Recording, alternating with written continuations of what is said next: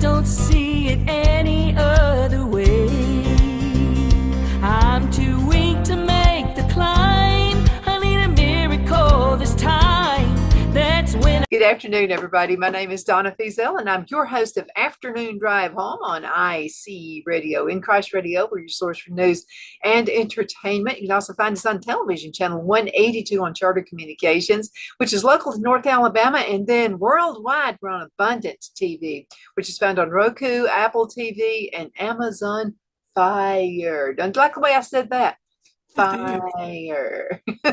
I have a real good friend with me right now. Her name is Loretta Rodger, and she owns her own business. And sometimes you'll see her a little thing right up here. I don't know if you can see it, but it's right up here with our advertisers. And so we talk about her a lot on the show. But she is also the president of Cove Crafters, which is a part of Shepherd's Cove and Shepherd's Cove Thrift Shop and Shepherd's Cove everything. And I love your studio. Thank you. It's absolutely awesome. Well, are you feeling better? Yes. Yeah, a lot better. Good. I still don't have a lot of energy, but I'm much better than I was. Oh, that's okay. We're going to energize you on Thursday. Oh my goodness, you should see what all's going to happen Thursday. It's going to be a lot of fun. Oh, I can't wait. So let's talk a little bit about Shepherd's Cove and then also about Cove Crafters. Let's say Cove Crafters first, because we have this upcoming. It's a lot of fun, and you've got to be there. And Phil's going to come with me too. Good. We can use him, trust me. The project we're working on this Thursday is a little bit more detailed than ones we have done in the past for Cove Crafters. And it's brand new. No, we have not done a project like this before. So that's really exciting. And Mike has been taking some time to help me get the video ready. So for those of you who don't know, Cove Crafters meets on the second Thursday of the month. So that means we're meeting the 11th, which is this Thursday. I'm very excited. Now, we meet at Shepherd's Cove Hospice in the community room. If you're looking at the building from the street, the community room is over to your left. There's lots of parking, and it's really safe, so you don't have to worry about it. We eat at 5:30. We are fed by Santa Fe Cattle Company, and then after we have our meal, then we start our crafts. I do a video. Actually, we do a video so that all the steps, you can see those while you're eating, and then I keep it on a loop so that you can see while we're creating what exactly we should be doing, which is, it's not a hard project. It's actually very beginner friendly. It's just, like I said, it's a lot of steps. So I'm looking forward to it. And you and Phil both are coming. Mm-hmm. Right now we have 4 men and 2 young men who are scheduled to come Thursday night. That's good. Maybe even 5. I think there may be a 5th gentleman that's going to be there with Wait a minute. Wait. Men are taking over. Yes. That's a good thing. Yes. It is a very good thing. I'm very excited to see more gentlemen understand and see the importance of something like Cove Crafters, because as a guy, you want to fix things or mow the grass or those other wonderful things that can help out in our community. But just as important is bringing a smile to the face of a patient and their family. And I think that that's hugely important. I do too. And I want to go back to the loop video. I'm really, and let's say a couple of things about your husband too. Mike is so supportive. He is.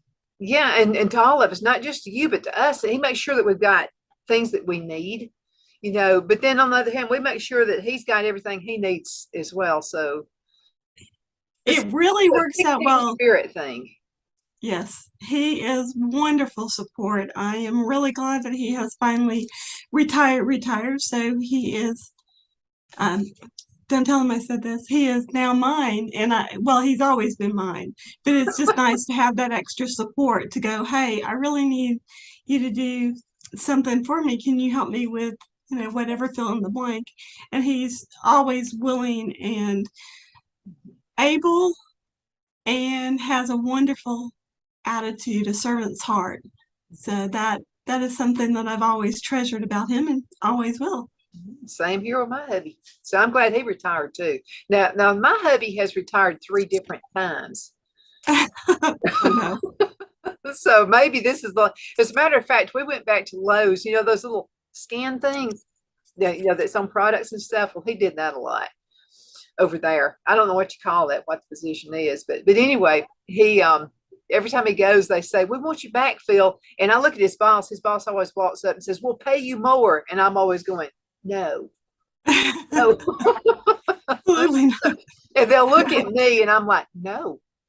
Yeah, and I do not rent him out, so don't ask. Not at all.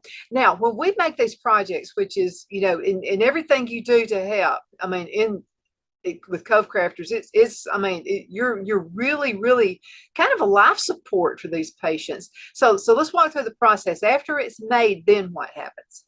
And once the project is made and packaged, of course, when we're in the room, you will see that we have several very large bins that the projects are going to go in. That's so that they stay nice and neat. And then when they're ready to go out, they will go out. Now, we have a bunch of volunteers who come in around the last week of the month, and all of those projects are what I call tagged and bagged. So they are tagged with the patient's information, and then those go into a different set, and then our volunteers will pick them up and they will distribute them accordingly. So that's what happens to them next. Now, the nice thing is, right now I have taken a little bit of a break for the last month and a half from doing in-person patient care just because of my recovery from surgery. And so now I'm hoping I can get back into that, but it's probably my favorite part of it.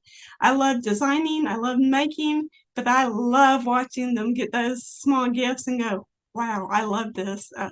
How did you come up with this idea?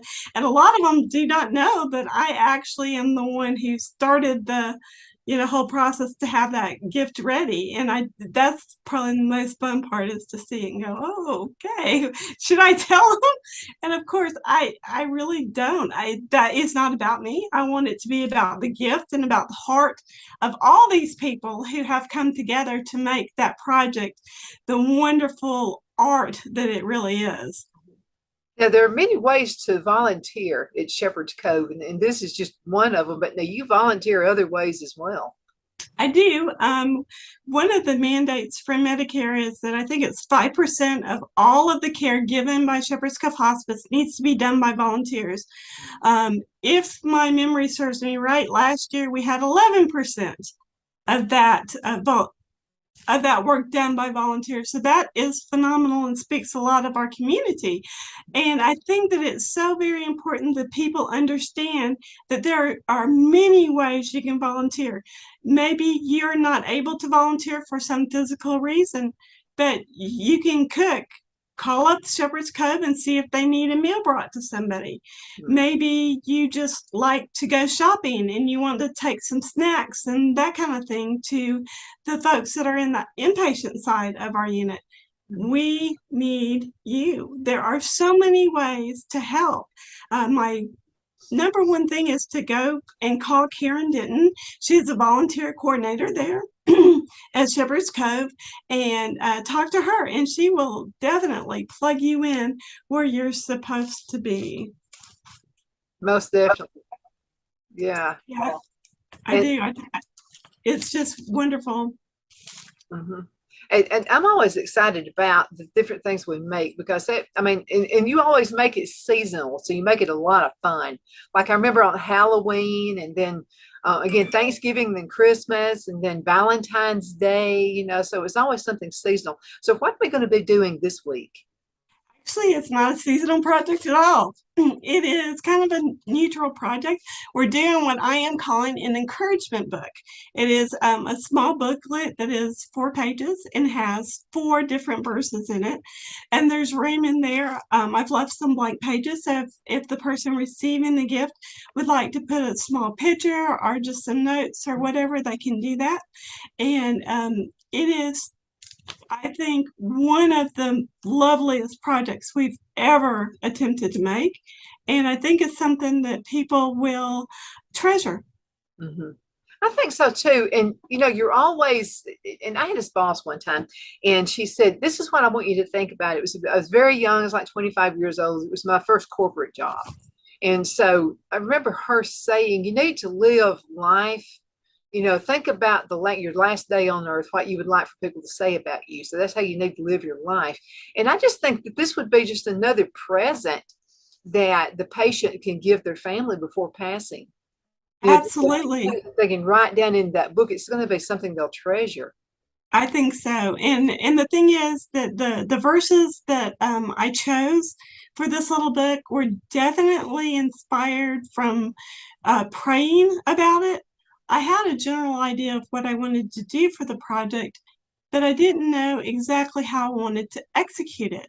And so I spent several days praying and doing some just general scripture um, searches to find exactly what it was that was on my heart, that I really feel like that regardless of where you are in life and whether or not you're even a believer in Christ, will bless your heart. And I am, as a Christian woman, it is my goal to spread the love of Christ, especially in the day in which we live, because Christ is coming and he's coming very soon, I hope.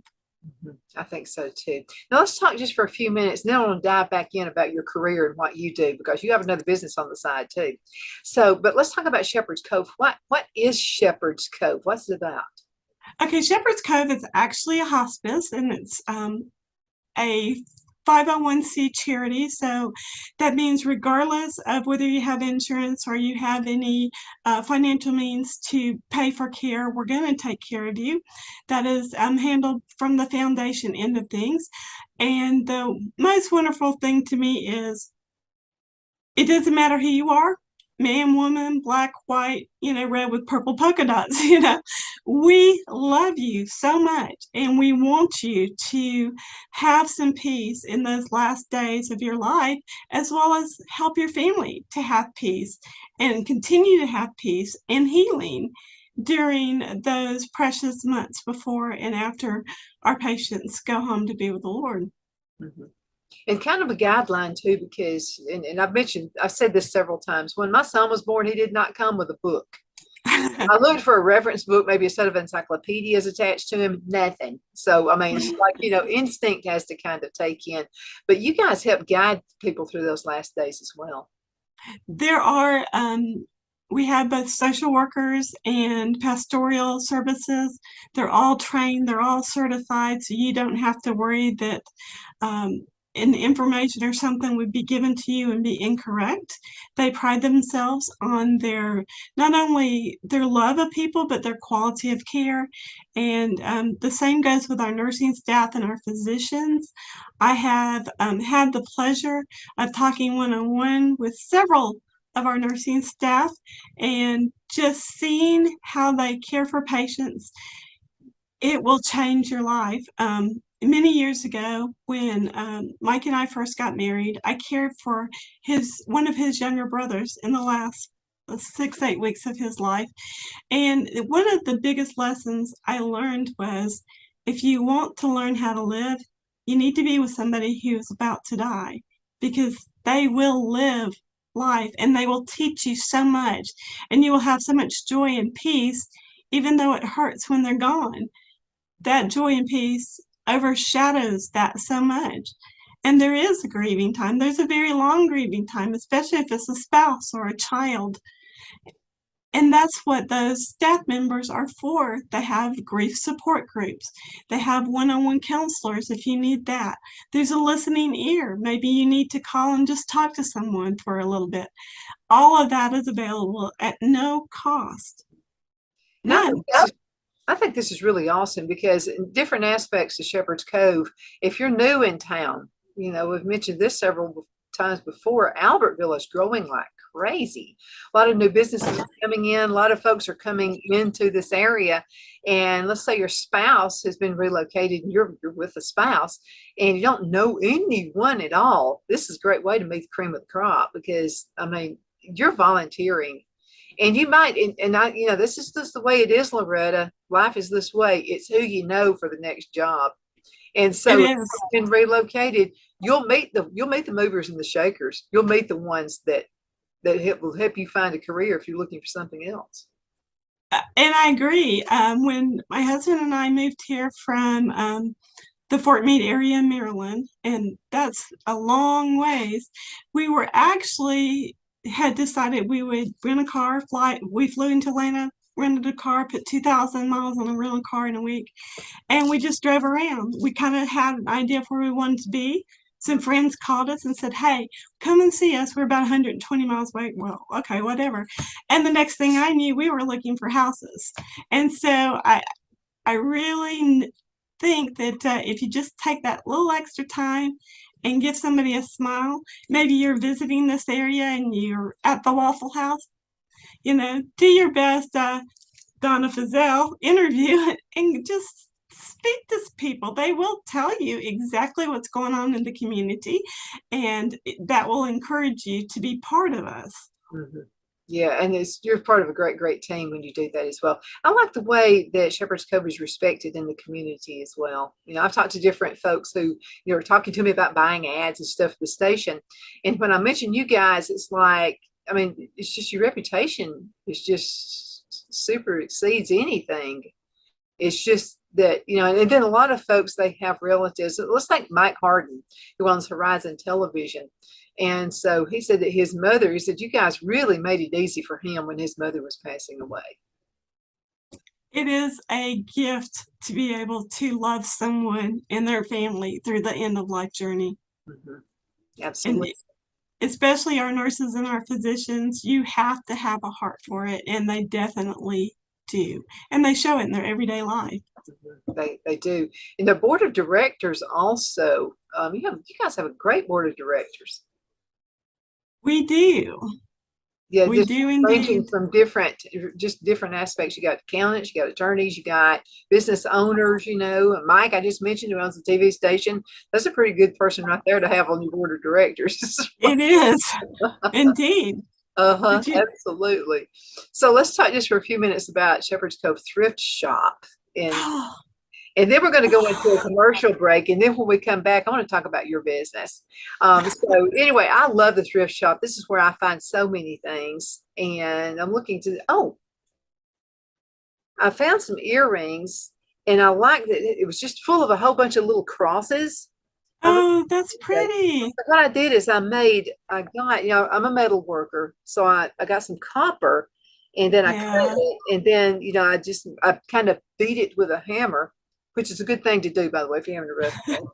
and then I made a pair of earrings out of it. But you can take things and repurpose. As a matter of fact, I can't wait for you to come over to the house and look at my studio, because Phil bought this box. Now, the other Loretta, who works at the thrift shop, so she came by, and I said, Loretta, this is absolutely perfect. This is exactly what I've been looking for my studio, because I'm put the computer up. I've got the place for the keyboard to slide in and out. I mean, this is just exactly what I needed. And it cost me like $7. And so we repurposed it. I didn't need the big whole thing. So Phil cut off part of it and set it up on my studio desk. So, I mean, that is cool. Going to find. That is cool. Yeah, I have found so many things there. I find clothes that still have brand new tags on them. The outfit I've got on today, a pair of jeans and this cute little top, came from the thrift store, brand new. $4 for the pants, and like $2 for the shirt. And this shirt from there, it's like $3, I think, and it's a real good. You don't iron. I like anything I don't have to iron. Exactly. So you just wash it and just hang it up on a clothes rack. And I love this. I like it. It's not wrinkly. And so I've got a sewing machine, does embroidery. So I put my logo up on it. I love it. I love your embroidery. I actually want a shirt that says I'd rather be stamping embroidered on it. I need to do that for you. I'd rather be stamping. Absolutely. Yes. But if you saw my desk, you would understand why. I'm actually working on a baby gift right now, and so you name it, it's out. That's why it's a little bit more of a mess back here than normal. But I kind of keep things where I have some small containers on my desk, and that way, if I'm having to make a lot of one thing, then I just have my little parts, and I can just go down the line and be done. And I think that's one of my favorite things about crafting is I can be in the middle of all that and get interrupted, and it doesn't matter, because I'm going to be able to see where I left off just by Mhm. the progression of the pile. Well, how do you stay organized? You know, a lot of folks, like when I first started my business, every room of the house was my craft room. Like every room, even the bathroom, every room was part But of. see, you've been over, you already know that mine's so much. We do have a closet that when we bought the house was meant for coats. And Mike put shelves in it, and the next thing I know, it's not for linens anymore. It's got extra craft supplies in there that I need to keep. And when you run Cove Crafters, which I do, there's an abundance of supplies I always have to have on hand. Everything from hot glue guns to power cords and to extra scissors, Mhm. heat guns, you name it. I've got to have 3 or 4 or 5, even sometimes 10 Uh-huh. of that item, so that when we have craft club meeting, the individuals who are there have the proper supplies to be able to do the project without ever thinking about it, which is something that I think is necessary. When we first started Cove Crafters, that was one of the first lessons I learned kind of sort of the hard way. And that's number one, how much do I need to do in advance? Mhm. And how much supplies do I really need to have as far as materials like die cutter or scissors, and like we were just talking about. So I think it's hugely important to stay organized. And one of the things that I do may sound silly to some people, but it works really well, is that I'll take a gallon or a 2-gallon Ziploc kind of in a zippy bag, and once the pieces are cut and they're ready to go for Cove Crafters, they all are in their own bags. This particular project is going to have 4 stations. And so station 1 has its bag and etc. And that's going to keep us organized on craft club night, but also keeps me organized so I know exactly where things are so that I don't get confused. Now you're a crafter and I'm a crafter. It's just part of our line. I mean, we love doing this. What is it about crafting that kind of gives you a peace of mind? Oh, I really think that it's the ability to share the love of, in my case, I'm a paper crafter by heart. I do other things as well, but not as much as paper crafting. I love to journal, mixed media kind of thing. But I think that the biggest thing for me personally is the ability to teach someone else how to do it. Mhm. And you do, Because if you share it, yeah. which is also another part of your business. Um, we've got about 6 minutes, like about 3 minutes before we go into a commercial break. So I want to talk about it a little bit and then dive back in again. But when you've got a lot, like a lot of people, like I'm caring for my mother right now, and a lot of people care for elderly parents. Sometimes you need something else going on in your life. You know, you need a breakaway. You need something that's going to take you to another place. And you and I have several of those things that take us to another place. Part of it's the show, part of it is other things. But you need a little breakaway. And that's another reason why I think Cove Crafters is so good. If you're, it could be problems at home, it could be kids are in drugs, it could be just a number of things, but you need a place that you can go and get away from it all, even if it's just an hour, and go to Cove Crafters and just, you got to Yeah, get most of, find most of something the else. time, most of the time, Cove Crafters does last at least an hour. Usually, it can last all the way to 8:30. Um, not it doesn't happen very often, but sometimes it does. And just the ability to get together with like-minded people, learn something new, it just helps to take your mind off of the hardship and give you a little bit more energy to face those tough things that you've got going on in your life. Mhm. I think so too. And there's just something about working with your hands. Oh, There's yeah. a guy who comes on Create TV, and I like to watch this guy's show. And he used to work, he had this high powered job. He was in New York City, overlooking, had this really nice, magnificent office, made a lot of money, ton of money. But he had a little hobby. He liked woodworking. And I'm talking about a high-rise apartment he and his wife lived in, but there was a garage, and he rented that garage out. That's where he kept all of his tools. And so his wife finally said, "You're, getting really hard to live with." You know, this big corporate job you've got, you're miserable. You're not happy. The only time I see you happy is when you're down at your woodworking shop and you're working, making furniture or picture frames, whatever. It's something that you're working with your hands. So he went on ahead and bit the bullet. He turned in his resignation. He quit the job. And so now he hosts a show where he shows people and also showcases other people who are crafters. And he said, I'm going to tell you, he said, I was about to have a nervous breakdown with this job. And if people were just telling him, you know, you got it made. What is wrong with you? But he said it just wasn't fulfilling. It wasn't satisfying. He liked helping other people. And so this is the whole thing that helped him out. Well, you know, you were talking about us crafters. I don't know if you can see. Can you see my hands? Mm-hmm. The green and purple and whatever other ink that I've been working with. But you know, and it's kind of interesting because I try to, you know, scrub off all the ink and it doesn't always come off. And I was sitting in church yesterday and I realized I had ink from here all the way down to my elbow.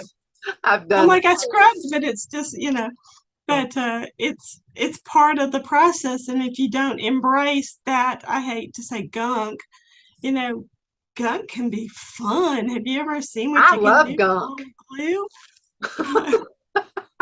You know, I'm surprised I don't have it in my hair some days. You know, let's be honest. But I do. I love it, and I love to teach. Hey, getting your hands dirty. I mean, that's just an awesome thing. You know, now even colleges are figuring this out. People who work with their hands, people are electricians, people are HVAC. I mean, all of this for people who are working with their hands, they don't have the college debt behind them. They're making good money to begin with. And those are the jobs that they're actually encouraging people to do now, where you work with your hands. Absolutely. I think it keeps your mind sharp. Mm-hmm. I think so too. Absolutely. I know my dad, and you know, that's what he always did. He worked on with a company called Lee Brass for a very long time. And we never starved to death, you know, and he's always had a job. So, you know, so let's go ahead and get ready for a commercial break. I just looked at the clock to see what time it is. Let's go ahead and have commercials. You can go in ahead and sign out if you want to, Loretta. No, don't sign out. What I'll do is I'll go ahead and take you off of video because you're going to be sitting there for about 3 minutes with commercials coming on. And then when we come back in, you can go ahead and put the video back in again. Okay, I'll hang in there, and we are going to be right back in just a few minutes if I can open up the right screen. And we will be right back in just a few minutes. So y'all hang in there.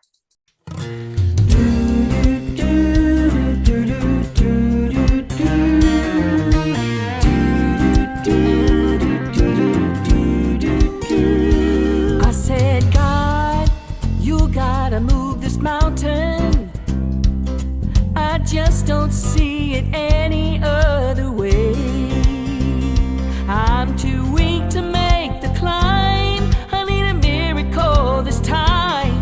That's when I heard the voice from heaven say, don't tell me about that mountain, tell that mountain about me. Face your fear, shout my name, proclaim the victory. Good afternoon. We are back. My name is Donna Fiesel, and I'm your host of Afternoon Drive Home on IC Radio in the town of Geraldine, Alabama. We're your source for news and entertainment. You can find us on television, channel 182 on Charter Communications. That's local North Alabama. You can also find us on Abundant TV, which is found on Roku, Apple TV, and Amazon Fire. And we want to thank Rob Patz for making this happen, and also Mike Harden for making this happen locally. So we definitely appreciate that. We know you've been doing anything else, but you're watching us right now, and we definitely appreciate that. You know, everybody likes working crafts. I mean, there's been this, I think people have been doing this for a long time. You know, the original crafters, I think, were probably quilters. You think so? Yeah, I do actually. It was a necessity. Mm-hmm. Yeah, they just get old clothes, and you know, there's a quilt that I know how to make, and as and it kind of quilts itself, and you can make this on a sewing machine as well. So what you do is you go on ahead and you cut out this circle, and you can make it any size you want to. So cut out a circle, and then you'll cut a square that goes in the middle of it, and then you'll put the flaps over the circle covering the square, and it turns into a square again. Then you zigzag the four corners, which are inside corners, and then you put the different squares together, and you got a quilt. Quilts its own self. That is cool. Yeah, I love quilts. I have quite a few of them. And a very interesting source, if you want like a more vintage quilt, is Goodwill. You can go to shopgoodwill.com, and they have really good buys on older quilts that are in good shape. You may need to fix a small little rip or tear or something, but overall, throw them in the wash and they're good to go. Mhm. Well, the crafting and doing and what you're just saying, repair, that's almost it's a craft within itself. It is. And there's It so many really, things really you can is. do to and let's talk a little bit about, because paper crafts, that's one craft I never really got into, but I'm beginning to now. I'm beginning to see it now. Do you offer craft classes as well? Um, What of your I business? Yes, I do. Right now, like I said before, I am still kind of in recovery mode and trying to get things organized. I'm going to probably be doing a um, a card class coming up with a local church. And if I do, then I will post that information. Right now, my biggest emphasis is on Cove Crafters. It is pretty much turned into a full-time job, and it is my pleasure to do so. And like this week, I have had a really good time.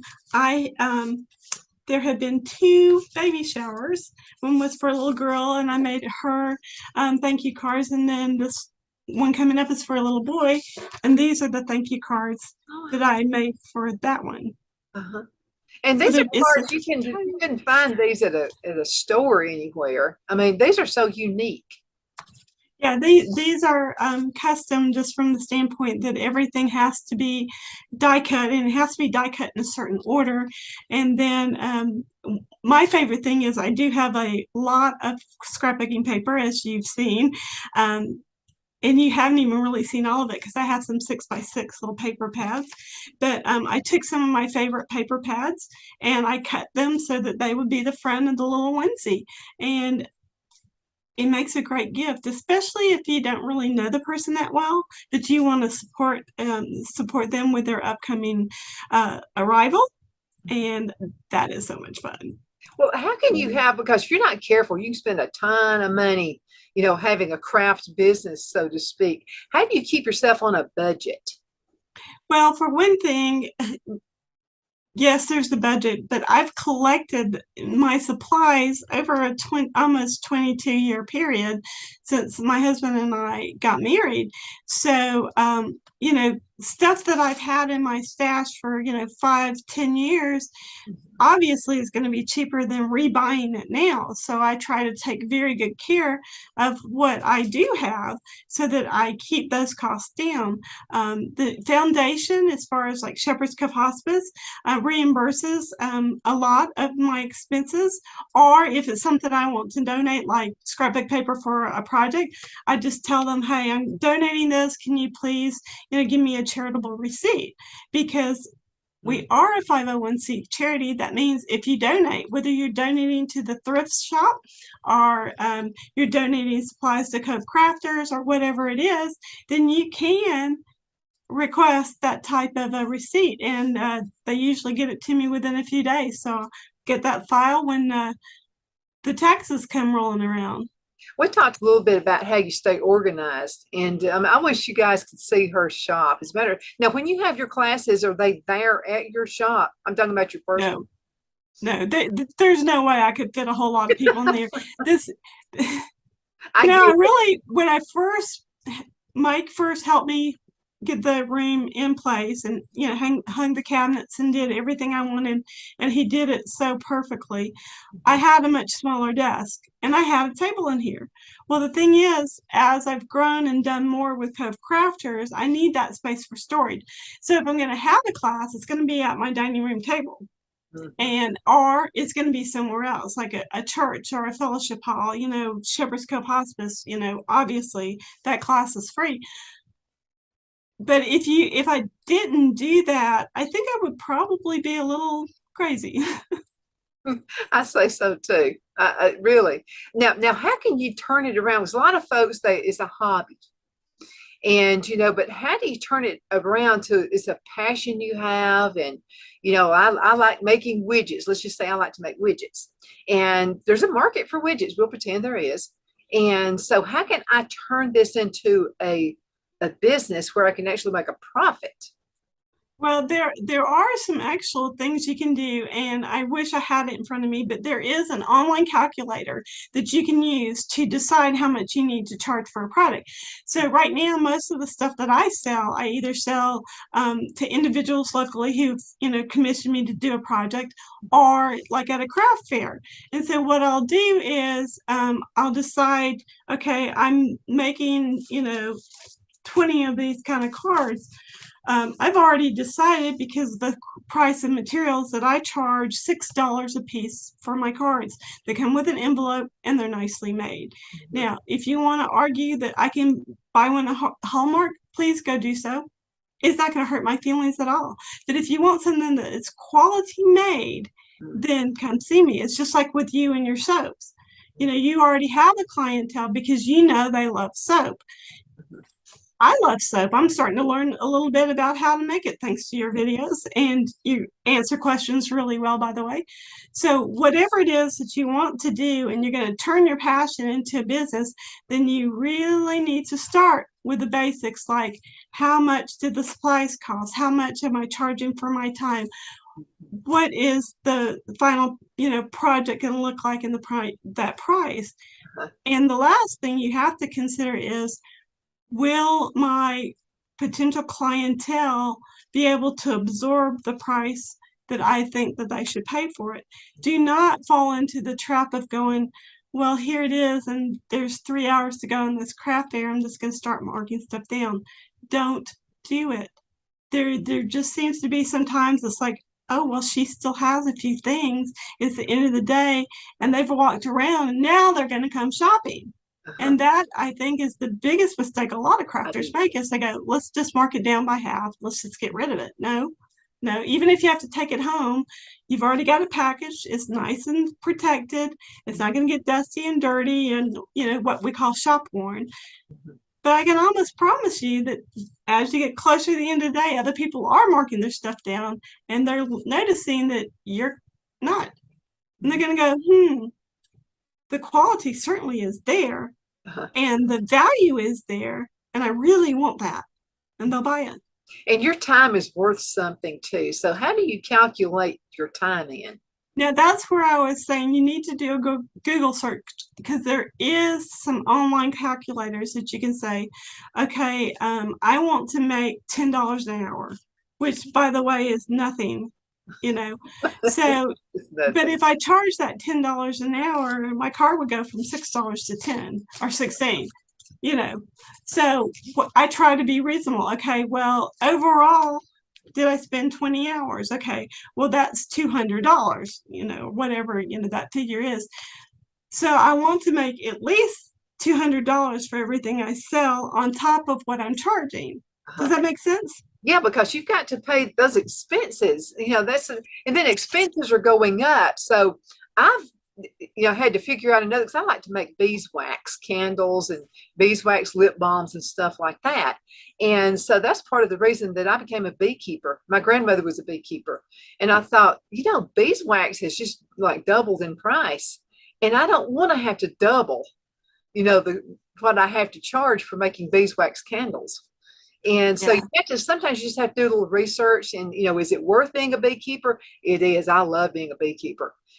But because, the honey is one way for income, and then the beeswax, holding that and cleaning it, and, and it's really, I found some really good ways. It's not as hard as you think. It's not that difficult. Yeah, my dad was a beekeeper my entire life, and I learned a lot from him. And people kind of have this misconception that they should, like, they get kind of in a bunch of bees, they should panic and flail and stuff like that. You're just inviting them to sting you. Stay still. If you can stay as still as you can, they will not bother you, and they will kind of ignore you after a few minutes and go on their little merry way, and you'll be safer. But and that actually don't swat at them, as you well know. But when you're a beekeeper, there are so many benefits of honey that people don't realize. If you have allergies or asthma like you do, then that local honey that's grown, close to where you live Mhm. is going to actually boost your immune system. Absolutely. There are other things you can do. There's one of my clients. They've been using me for a long time, but for other things, jewelry, commission weddings, and stuff like that. And so her mother-in-law passed away. And she said, all I've got, she said, we've got a whole bunch of flowers and I don't know what to do with them. She said, so I'm just going to, if you don't mind, let me just give them to you and you figure something out. Well, I made beads out of the flowers. I dried them. I have a dehydrator, so I did that. And then I got to thinking about it. I think it would be really neat because I work with resin a lot. Mm-hmm. And so what I did is I put the flowers. Now you got to work on this really fast, okay, before they start drying and start looking ugly. So as soon as you can, if it's a wedding or a funeral or whatever, you need to get those flowers to you like ASAP so that you'll have plenty of time to work with them. So what I did is I put the flowers and they turned out beautiful. I put the flowers in this kind of like a sand mixture that you can buy. And Yeah, the silica. Oh man, I love that. That is the best thing that ever happened if you're working with flowers. And so what I did is I made several different things for her out of all those flowers. Made a wind chime out of the flowers and I dried them and then put them in resin. So I made these little balls and kind of like, you've seen some of my wind chimes. So it was almost like making beads, but I made the beads out of resin. And so I made, the wind chimes out of that. Then I said, do you like, and I thought I knew her personality enough. I said, do you like old stuff? Do you like vintage stuff? And she said, oh, I love vintage. And I said, well, I've got an idea with those flowers. I said, I put them in the silica and what it does, it kind of preserves them. And I said, what if I find just an old pan or just something, or if you have something, bring it and I'll put it in it. And I said, what I'll do is I'll get those flowers that it takes a while to do this, by the way. It took about 2 weeks. It does, a few days. Right. And that silica, it kind of goes down in the leaves and in between the little nooks and little crannies. And that's how it preserves it. I think she likes that more than anything I made. So I found a pan and I put the flowers, just kind of made an arrangement. Now you have to do it in steps. So first of all, you put the resin down in just a little bit, a small layer of resin. And then you put the flowers in it before it starts hardening. And then I found another way to just kind of put it over it and kind of leaving the flowers creeping out. So it's almost like this 3D effect. And man, she fell in love with that. I mean, she said, I couldn't imagine anything like that. And so she's got that in her living room. And so, I mean, just use your imagination. If you got a passion for something, use your imagination. And I promise you, your customer is going to love it. If they see your passion, they're going to love it. But you also kind of need to know their style. Is that correct? Yes. Yeah, you do kind of, and like here in the South, that's kind of easy because, well, we're Southerners and we like things that are farmhouse or, a lot of, especially us women, we like things that are a little bit softer and floral. And yeah, I love that. I mean, I'm working on a journal right now made for myself. But it's just that. It's very floral. It's very feminine. Mm-hmm. Oh, I like that. So, and I actually took it with me this last week. Had it on my person because I wanted to write some stuff down. And I had several compliments. Oh, do you sell those? I do now. Mm-hmm. See, that's it. So you got the passion. You were using it. You weren't forcing it to anybody. And they're just watching you enjoy what you do and what you make. So what's the importance? You got me into journaling. I had never done this before, and I've taken notes, but there's a difference between just taking notes in some book and journaling. So what's the difference between the two? Well, journaling to me, it's a lot more detailed. It allows you, I call it a brain dump, because when you just got so much on your mind and you got all these other things in your life, like with, your mom not doing really well right now, or you have kids that are driving you crazy, or you're just kind of in this, what I call a funk, take a few minutes. And once you write those first 3 words, if you just let your mind go, Next thing you know, you've got 8 pages. And that's the point. It's a way to just kind of let all of that go. Nobody ever has to see it. And if you're finished with the journal and you're afraid, hey, look, this is my personal thought. I really don't want anybody to see it. As far as I'm concerned, burn it. Let it go. Okay, Lord, here's this journal. I thank you that you gave me the words to put in it. I'm going to give it, here it is. I need to let it go. It's a way of releasing. Just let that go. Forgive. Let it go. Yeah, you really do have to have a bunch of forgiveness in your life. If you don't, you can either be better or you can be bitter. And with everything, lots of things that have happened in my life, I can tell you that it's a choice to be better. Because bitter does nothing for you. Nothing. It will get you nowhere, and it will leave you in a hole somewhere depressed. Something I've thought about too. My grandmother and my granddad both had cancer. And if they had kept the journal with all they were going through with that, with the cancer. And my grandmother had jawbone cancer back in 1961. Oh my goodness. This is back when it was a death sentence if you had cancer. But she survived it and lived for another almost 20 years. And oh wow, it was in her jawbone, and so the doctor had to take part of her jawbone out. And I've often thought about that. How did she deal with that? Because she was an attractive woman, and they had to take the part of the jawbone out.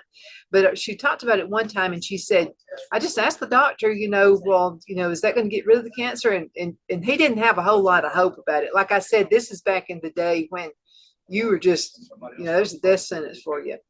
And he said, "Well, I'll have to take as much of your jawbone as I can." She said, "Oh, is that all?" And he said, "Yeah." And she said, "Well, then take it out." She was willing to do that. But I've often thought about how inspiring that was just by hearing bits and pieces of what she went through with that. I would have loved to have had a journal of that journey that she went through having cancer. And I just think that's something everybody else should do. I mean, if you're going through something weird, it could be a divorce. It could be, like I said, kids, that are having some difficulties. It could be anything. A pastor's wife needs to keep a journal. Because I promise you're living a life that very few live that life. Yeah, I don't think that I could do that. I don't know if I would have the patience. I told someone yesterday, just about a girlfriend of mine, just chatting back and forth. I said, I learned a long time ago because scripture tells us not to ask for patience. I said, so I don't ask for patience anymore. I ask for tolerance. Yeah, that's a great idea. Tolerance. Absolutely. Let's put in a different package with a bow. Tolerance, because patience is learned through strife, through trial. Tolerance is learned from a decision that you make to go, I really don't like this, but if I tolerate it, then you've learned something. Because when you stand at the other side of that storm and you've had tolerance through it, you've already learned patience. But you've learned, okay, well, I wasn't alone. I'm not alone, and I will never be alone. And then getting back to that journal again. So you've had to go through some things, you've overcome it, you've written a journal about it. I think it's a great thing to share with other people. If you wanted to make a book out of it or whatever and have it printed, or if you just know somebody, say my parents, my dad was a pastor. And so they went through a divorce. And I'm going to tell you what, it was rough. I mean, it really was. People, talking, naysaying, and all this kind of stuff going on. And it's hard on the kids. It's hard on the kid anyway. It doesn't really matter whether they're pastors or not, but it's especially hard when it's a pastor's family. So a friend of mine later on in life, her parents were going through a divorce. And so she came to me and she said, I didn't understand what you went through a few years ago. Now I get it. She said, that was rough, wasn't it? And I said, yeah. So I was able to talk with her about how I handled it. Yeah, I think a journal is very important. But you have to realize that you need to be in a place where that vulnerability is a shared experience versus something that could be weaponized. It's the way you look at it. I have pretty much a journal for all except for maybe 10 days last year that I kept. So there's a whole bunch of journals. And if somebody one day wanted to pick them up and read them, that's fine. You're going to pick it up and go, oh, Loretta, you took a picture of that. That was really a mess, dear. Or they could just read it and it could be something that was on my heart that day. Maybe I've got a burden for a friend, and it's like, it almost turns into a prayer. I don't know what to do about this. So I'm praying about it. And I really hope that the Lord's going to give me something that I can do or say for this individual to help them through whatever it is they're going through in their life. And if you do that for them, I can guarantee you it's going to come full circle back to you, and you're going to get 10 times more back than you could ever give, because that's what the Lord does. He blesses those who bless him. Mhm. Well, what happens is you experience these things. And my question is always my entire life, why, Lord? Why? Why me? Why am I having to go through all this kind of stuff? And then later on, I can see how I've helped somebody because I had to struggle and go through it. And that's what your journaling there is all about too. I think journaling is it's where, because people will say, are you okay today? Well, you're my personality and we'll share everything around each other's shoulders to each other. But to other people, we don't do that. We'll just say, oh, everything's cool. Everything's okay. So we're not really telling the truth. But a journal, you can let it all out there. It doesn't matter. You can put the good, the bad, the ugly, everything out there. And I just think it's a form of therapy. It is. And the other thing is when you do that journaling, especially in the arena of there's a circumstance that you've been praying about or that you're struggling with, and you look back on that journal 6 months later and you go, wow, I didn't think that was going to work out like it did, but it's even better than I thought. And I think that if you keep that in perspective, that it kind of goes back to that song, God answer, thank God for unanswered prayers. Well, he did answer them. He just gave you a firm, I don't think so, no. Well, it's because God knows the future and we don't. And Yes. there have been times I remember being like 14 years old and I liked this little boy, and I thought, oh, I hope that he and I get married someday. Well, I've seen the outcome of him. I'm really glad I've got Phil. I really am. So, because we can't see the future, we have no clue. You can't. And I can't. Well, I married my high school sweetheart and we divorced 13 years later. And I thought that was going to kill me. I did 2 years of a really good pastoral counselor, and that helps me get out of that pit. And then wasn't looking, and in walked Mr. Rodger. And 5 months later, we got married. That's awesome. Wouldn't trade a minute of it, even with the hardship and the things that go on in your personal life. I wouldn't trade it for anything. I am so thankful and grateful to have a partner who loves me, but he loves the Lord first. And that's how our lives work together, is because we have that trust, that love for one another, and that love for Christ. And that's all part of it. Absolutely. About 3.5 minutes left in this segment. We have an awesome event coming up this coming Thursday. Let's talk a little bit more about that. Cove Crafters meets this Thursday night at Shepherd's Cove Hospice's main facility, which is on Martland Road here in Albertville. We will be eating at 5:30, and we're going to be fed by Santa Fe Cattle Company. Then after we eat, which is 5:30, around 6-ish, if there's any business, I'll let you guys know that. And I will have already started a video that shows all the steps and process of the project we're working on. And it will loop the entire night, so that if you happen to be talking to somebody, your neighbor or, your friend, then you're still going to be caught up. You won't have any questions. I always circulate. So while you guys are watching the video and you're starting the project, I'm right there to encourage you and help you if you need me to show you something one-on-one. And then at the end of the evening, we just we give hugs, take a group picture, and everyone goes on their way. And it is so much fun. It doesn't matter whether your talent is turning on a light switch or you're Martha Stewart and you can do everything. I promise there is a activity that you will like. There will be something for you to do, and I hope, it's always my hope, that you will be happy and joyful just from having the experience. Yeah, you need to, a lot of women groups look for things to do. You know, it could be a church group, it could be a club, it could be just all kinds of things. This would be a great, great thing to have all the women of your church and your Sunday school class come. But you've Absolutely. got to know ahead of time, right? Absolutely. Right now we have 23 slated for this craft club. I wish that I had a crystal ball and could say all 23 would make it. That would be awesome. Yes, you are. You know, but the thing is, you know, people ask me, well, what if you have more than 23? Well, that's just less projects. You know, everybody's going to spread the labor out.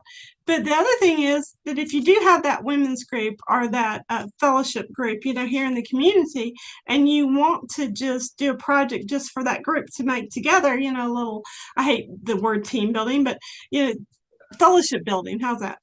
Then give me a call. I will be more than happy to let you know what we can do. If, you know, if there's costs involved as far as like materials and things like that, then you definitely can do that, because I think it's so important as women that we have a creative outlet. I do too. Absolutely. Loretta, thank you so much for being on the show today. It's always so much fun. I love you. I love you too. And I can't wait for Thursday, because I've got this friendship with this girl right here. I love every class. Thank you. And I love teaching them. Well, and she does. And like she just said, if you just started crafting, you've never done anything like that before in your life, or you're a Martha Stewart, you're always going to have fun, and you're going to reach out and have all kinds of great friends too. So I love being part of this Stuff Craft. Thank you, Loretta. Good to see you. You too. Tell and I'll see you Thursday. Absolutely. Folks, let's go on ahead and call it a day. We'll be back with our next guest coming up in just a few minutes. So y'all hang in there, okay?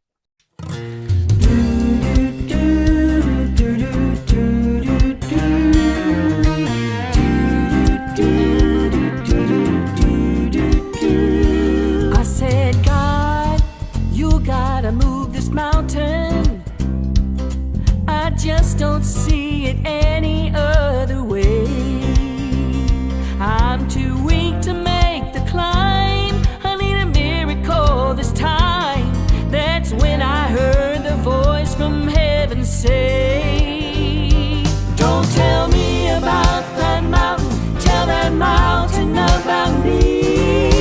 Face your fear, shout my name, proclaim the victory. You've said your prayers, now take a stand, get up off your knees. You've told me about that mountain, now tell that mountain about me.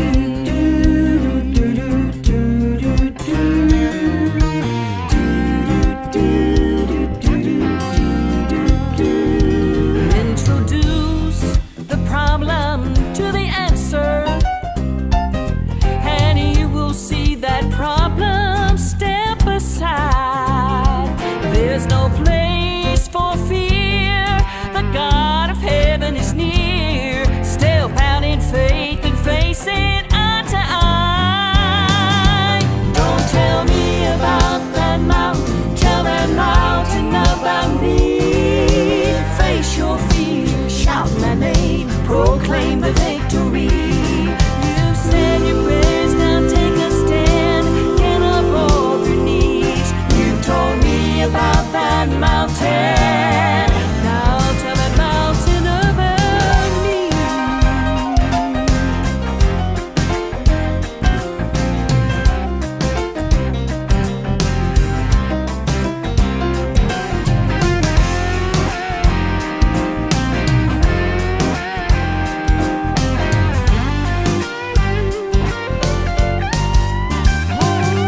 Don't tell me about that mountain, tell that mountain about me.